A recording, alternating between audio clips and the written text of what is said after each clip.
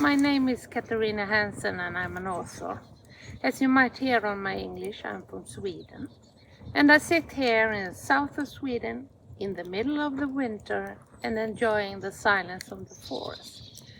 It's almost Christmas, so we hardly have any daylight. At the 21st of December, that's the longest night, and then it will turn around again and we go with longer days. In the middle of the summer, we have hardly any darkness at night. I thought I'd talk to you about Vikings. Who doesn't love Vikings?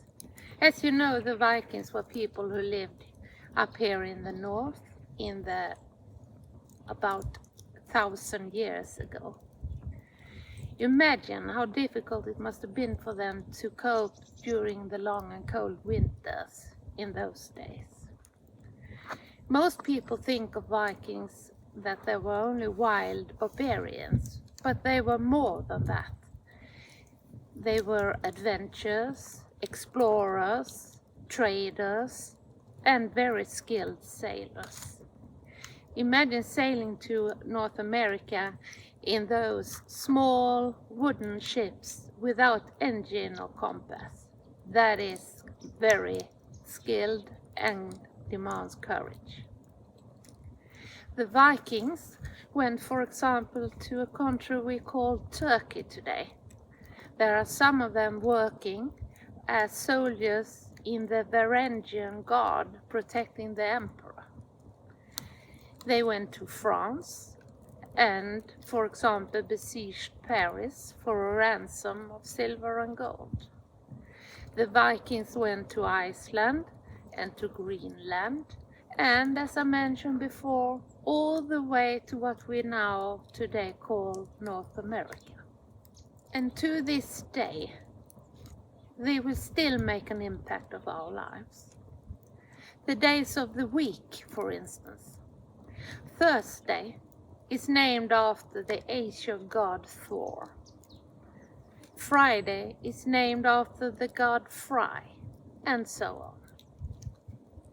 The Vikings founded many cities, for example Dublin and Kiev. Many smaller towns in Ireland, England and France are named after Viking names and still bear those names.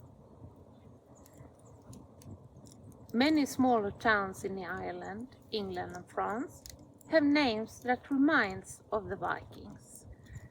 Actually, the whole area of Normandy in France is named after the people in the north.